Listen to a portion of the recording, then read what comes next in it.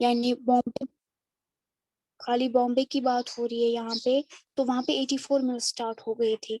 ठीक है, और वो अब सिर्फ बॉम्बे में ही नहीं, उसके बाद हमने देखा कि मतलब मिल्स जैसे कानपुर में 1861 में यूपी के अंदर कॉटन मिल्स डेवलप होनी स्टार्ट हो गई। तो यहाँ पे हम लोग बेसिकली देख क्या रहे हैं, बेसिकली हम लोग देख रहे हैं कि जो कारोबार घरों के अंदर चलता था, ठीक है, एक छोटा सा कॉटेज होता था, उसमें घर के मेंबर्स मतलब जैसे कपड़ा बनाते थे, स्पिनिंग का काम मतलब औरत करती थी, मर्द वीविंग का काम करता था। ठीक है, तो पूरा घर एक कॉटेज की तरह होता था, एक सेंटर की तरह होता था। ठीक है, लेकिन वो अब चेंज हो गया। अब इंडिया के अंदर मिल्स आनी शुरू हो गई थी, तो लोग वही जाके काम करने लगे थे। देन हमने पढ़ा था इसमें स्टील के बारे में, वुड स्टील के बारे में। ठीक है, तो जैसे कि मैंने आपको बताया था पिछली बार भी कि यहाँ तक तो कॉटन के बारे में या कपड़ों के बारे में हमने पढ़ा। देन इट्स वुड स्टील के बारे में कि वुड स्टील का वहाँ पे आइडेंटिफिकेशन कैसे हुआ। हमें आइडेंटिफिकेशन हुआ टीपू सुल्तान की तलवार से। ठीक है, तो यहाँ पे बहुत सारे जैसे कि फ्रांसिस बैचन, ठीक है, वो आए थे, या माइकल फैराडे, वो भी एक मतलब जाने माने साइंटिस्ट है जिन्होंने इलेक्ट्रोमैग्नेटिज्म और इलेक्ट्रिसिटी डिस्कवर की थी। ठीक है, तो वो चाहते थे कि वो ढूंढे कि इंडियन वुड्स में ऐसी क्या प्रॉपर्टीज है कि जो ये इतना स्टील स्ट्रॉन्ग और हार्ड होता है। जैसे कि मैसूर के जो राजा थे टीपू सुल्तान, उनकी जो तलवार थी, उसका जो इस तरह का जो ये हैंडल है, ठीक है, वो वुड स्टील से बना था। और वो स्वॉर्ड इतनी, वो तलवार इतनी हार्ड थी कि आर्मर जो पहना होता है, जिरा जो पहना होता है दुश्मन ने, वो उसके आर पार हो सकती थी। तो इतना, तो आप ये चाहते थे, क्योंकि जो साइंटिस्ट होते हैं या ये जो ज्यादा ब्रिटेन के साइंटिस्ट होते हैं, ये काफी मतलब खोज करते हैं काफी, ये लोग चाहते थे कि इंडिया के अंदर हम सारे राज जानो। तो ये लोग आए यहाँ पे लगभग 2-4 साल रहे, और इन्होंने यहाँ पे राज पता किया कि स्मेल्टिंग फर्नेसेस यानी कि भट्टियों में निकलने वाला ये वुड स्टील किस तरह इसमें चारकोल मिलाते हैं और स्टील को मजबूत बनाते हैं। ठीक है, सो जैसे स्टील की मतलब हमने देखा अलग अलग स्टेट्स में स्टील को अलग अलग नामों से बुलाया जाता था, इसी वुड स्टील को। ठीक है, जैसे कन्नड़ में उरुकु, तेलुगु में हुक्कू, तमिल और मलयालम में उरुकु। ठीक है, तो इस तरह ये स्टील के नाम बुलाते थे। एंड देन हमने देखा कि अगर इतना अच्छा स्टील यहाँ मिलता था, तो यहाँ पे ये मिलना बंद क्यों हुआ, आगे इसमें प्रोग्रेस क्यों नहीं हुई। ठीक है, तो मैंने जैसे कि बताया कि यहाँ के जो आयरन स्मेल्टर्स थे, ठीक है, लगभग लगभग वो बहुत अच्छा काम करते थे, उनमें जो हार्ड वर्क होती थी वो बहुत ज्यादा होती थी, वो आयरन को प्रोड्यूस करते थे अच्छे से इन लोकल भट्टियों में। जैसे कि इस पिक्चर में आपको दिखाऊंगी, 1 सेकेंड।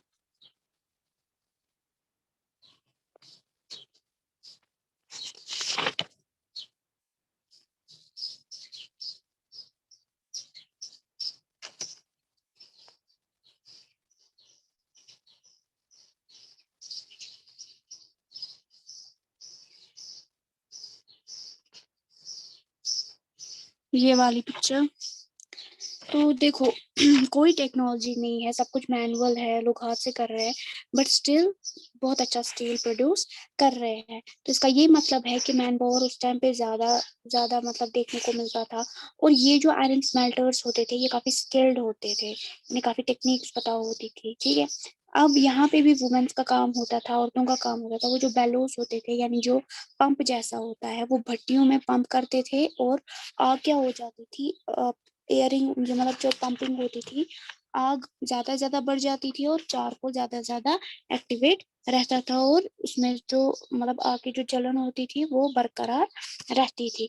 ठीक है, लेकिन हम देख रहे हैं कि ये आयरन स्मेल्टिंग अब डिक्लाइन हो चुकी थी, क्योंकि फर्नेसेस जो है वो अब मतलब बंद करना मतलब उसमें जो विलेजर्स थे वो अब बिल्कुल भी काम नहीं करते थे फर्नेसेस के ऊपर। ठीक है, अब वो अलग अलग चीजों में इन्वॉल्व हो गए थे, मतलब मिल्स वगैरह जो थी, ठीक है, जो मिल्स वगैरह ये लोग बनाते थे, उसमें ये सारी चीजें हो जाती थी कि जो भी कारोबार है, हाथ का जो कारोबार है वो छीना जा रहा था, लोगों को हैंडीकैप बनाया जा रहा था, उन्हें सिर्फ मशीन टेक्नोलॉजी इस सब चीजों से घिरा होता था।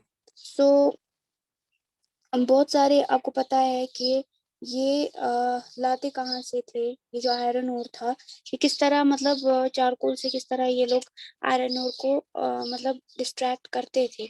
तो आपने देखा होगा कि फॉरेस्ट को काफी मतलब ज्यादा फॉरेस्ट की कटाई वगैरह की जाती थी, ठीक है, या एक्सट्रैक्ट किया जाता था माइंस से, ठीक है। तो बहुत सारे फॉरेस्ट डिपार्टमेंट यानी जब गवर्नमेंट ने फॉरेस्ट डिपार्टमेंट के ऊपर टैक्सेस लगाए, हाई टैक्सेस, तो बहुत सारे स्मेल्टर्स ने ये काम छोड़ दिया, क्योंकि वो नहीं चाहते थे कि उन पे कोई भी टैक्स या कोई भी ड्यूटी लगे, कोई भी आरोप या लॉ उन पे लगे। तो आयरन स्मिथ जो थे इंडिया के, वो आधे काम क्या करते थे, वो बर्तन बनाते थे या उनको सुधारते थे। बर्तन होते ना जो, जैसे कोई बिगड़ा हुआ बर्तन होता है उसको फिर से कोई शेप दे देना, तो वैसे ही। समझ आया। Then iron and steel factories in India, यानी आयरन और स्टील फैक्ट्री आई कैसी इंडिया में।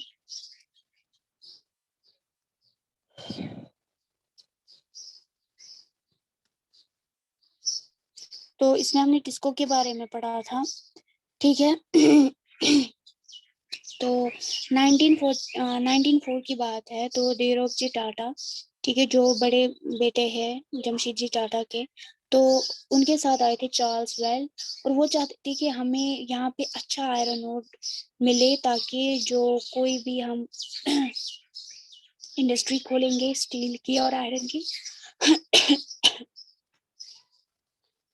सॉरी।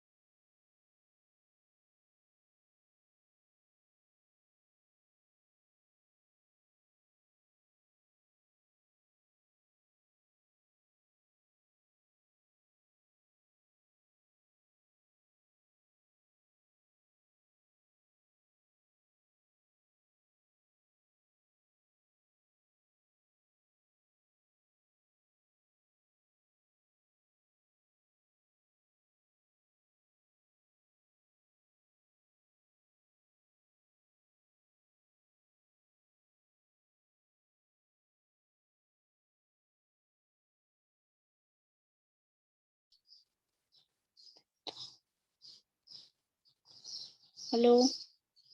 सो फिर यहाँ पे इंडिया के अंदर आयरन और स्टील कंपनीज, ठीक है, स्टील कंपनी आ गई, जैसे कि मैंने बताया धीरोजी टाटा और जमशेदजी टाटा, जो मतलब बड़े बेटे थे, और उनके साथ थे चार्ल्स वेल्ड। तो वो चाहते थे कि यहाँ पे हमें कंपनी खोले, लेकिन कंपनी वो तभी खोल सकते थे जब इनको बहुत अच्छा क्या मिलेगा, बहुत अच्छा मतलब बहुत अच्छी जगह, साइट जिसको आप बोलते हो, साइट अच्छी होनी चाहिए। आप मतलब पानी होना चाहिए, क्योंकि फैक्ट्री के अंदर हमें फिर इलेक्ट्रिसिटी भी रन करनी है, तो हम हाइड्रो इलेक्ट्रिसिटी का इस्तेमाल कर सकते हैं। सेकेंड, पानी की बहुत ज़्यादा ज़रूरत होगी, क्योंकि हम आयरन और स्टील प्रोड्यूस करें तो मशीन्स में पानी की किल्लत हो जाती है, ठीक है। सेकेंड थिंग, जो मतलब जब रेलवे का एक्सपेंशन हुआ, यानी जब रेलवे बढ़ती गई, तो लोगों को अब आयरन और स्टील की चीज़ें ज़्यादा से ज़्यादा ज़रूरत थी, क्योंकि रेलवेज भी बढ़ रही थी, ठीक है, वो प्रोडक्शन काफ़ी ज़्यादा हो रही थी इंडिया के अंदर। अब आयरन और स्टील कंपनीज को काफ़ी काम था, क्योंकि अब रेलवेज बना रहे थे। तो 1914 में बस जब फर्स्ट वर्ल्ड वॉर हुआ, तो ब्रिटिश कहाँ पे ज़्यादा, वो कहाँ पे ये हो गया बिजी, वो हो गया वर्ल्ड वॉर में बिजी। तो यहाँ पे यही मौका था जब इंडियन जो थे, इंडियन इंडस्ट्रियलिस्ट, उन्होंने मौका मतलब मौके पे चौका मारा, और उन्होंने सोचा कि चलो हम अब अपने हुनर को आजमाएंगे और ज्यादा से ज्यादा चीजें डेवलप करते हैं, मार्केट बनाते हैं अपना। और हमने ये भी देखा कि ये जो कॉलोनियल गवर्नमेंट थी ब्रिटिश, वो 90% स्टील किससे लेते थे, फिर टिस्को से, क्योंकि काफी अच्छा स्टील प्रोड्यूस करते हैं इनफैक्ट आज भी। एंड जहाँ पे ये बना, यानी सुबर्णरेखा रिवर के पास सखराई जो इसको आप कहते हो, तो उसका नाम फिर जमशेद जी के नाम से रखा गया है, जमशेदपुर, ठीक है। तो यहाँ हमने देखा कि किस तरह गवर्नमेंट जो है वो चाहती थी वो फिर से इंडिया के इन सारे तबकों पे राज करे, लेकिन वो अब पॉसिबल नहीं था, ठीक है। अब उनको साथ में काम करना था, पहले वो कंपटीशन ओवर कर रहे थे, लेकिन अब उनको साथ में काम करना था, समझ आया। तो ये था आपका chapter, it's all about weaving और आयरन स्मेल्टिंग। तो आई होप आपको अच्छे से समझ आया होगा।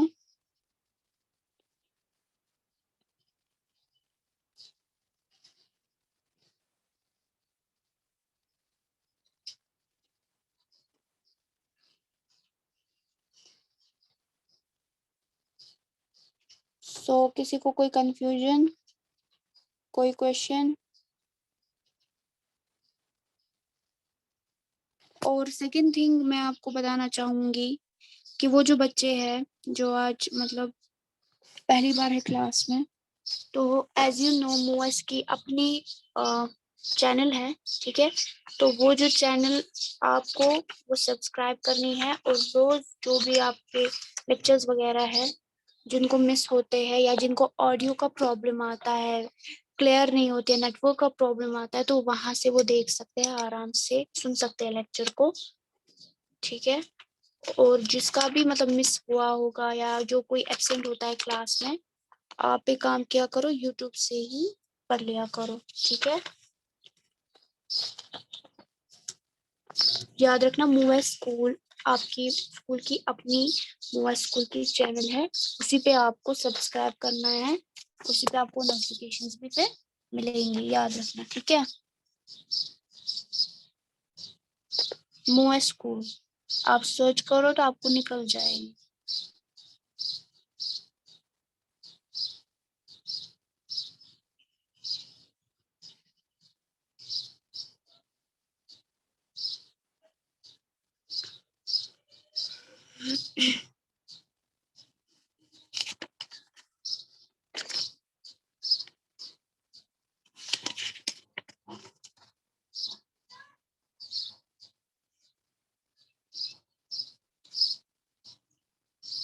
समझ में आया? आज जो ये रिवीजन था ये समझ आया अच्छे से? रिप्लाई तो करो कोई।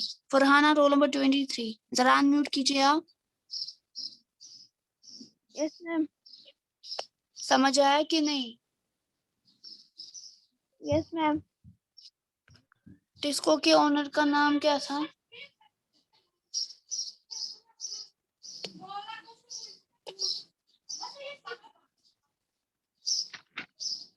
शाबाश।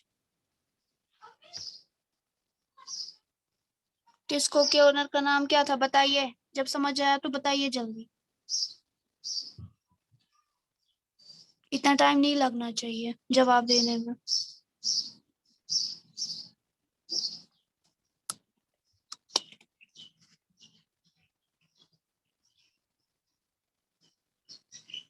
बताइए ना मूसा, आप बताओ।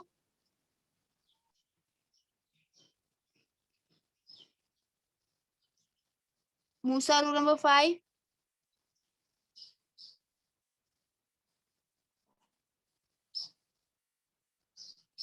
Hadiya, Hadia, roll number 2। Yes ma'am. क्या था ऑनर का नाम? मैम जामशेदजी टाटा। जम ओके, जमशेद जी टाटा। ओके, कर दो लीव सारी मीटिंग।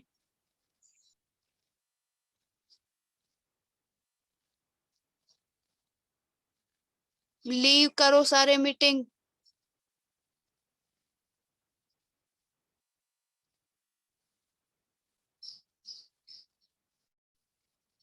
सुरैया लीव कीजिए।